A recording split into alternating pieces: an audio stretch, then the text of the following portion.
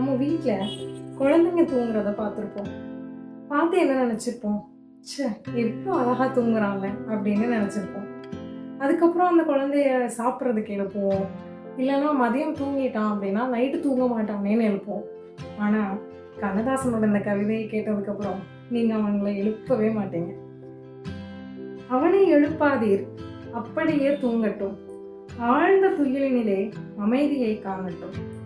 அன்பு குழந்தையவன், அரையாண்டு செல்வனவன், இந்த வயதினிலே இப்போது தூங்குவதே சுகமான தூக்கம். அவன் சுகமாக தூங்கட்டும்.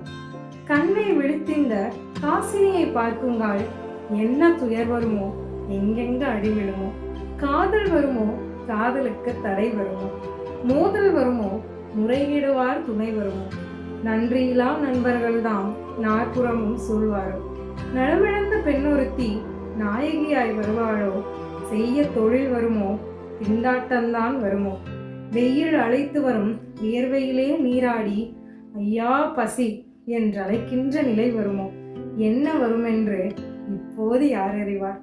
அவனை எழுப்பாதீர், அப்படியே தூங்கட்டும். கோடிக்கதிபதி என குறையாது வந்தாலும், நாட்டு தலைவனென நல்வாழ்வு பெற்றாலும், கேட்ட பொருளெல்லாம் கிடைத்தாலும், அவன் வீட்டு மாட்டுக்கும் கூட மரியாதை கிடைத்தாலும், பஞ்சனைகள் இருந்தாலும், பால் பழங்கள் உண்டாலும், சொத்துள்ள காரணத்தால் தூக்கம் பிடிக்காது. அவனை எழுப்பாதீர், அப்படியே தூங்கட்டும். பூ போல தூங்குகிறான், பூமியிலே உள்ளதெல்லாம் பார்க்காமல் தூங்குகிறான். பாவிகளை இன்று வரை சேராமல் தூங்குகிறான். தெய்வத்தின் காதினிலே ரகசியங்கள் பேசுகிறான். லாலிலா பாடுகிறான். வெள்ளை மலர்முகத்தை, வெள்ளினிலா பெட்டகத்தை, பிள்ளை கனியமுதை, பேதையீர் எழுப்பாதீர், அவனை எழுப்பாதீர், அப்படியே தூங்கட்டும்.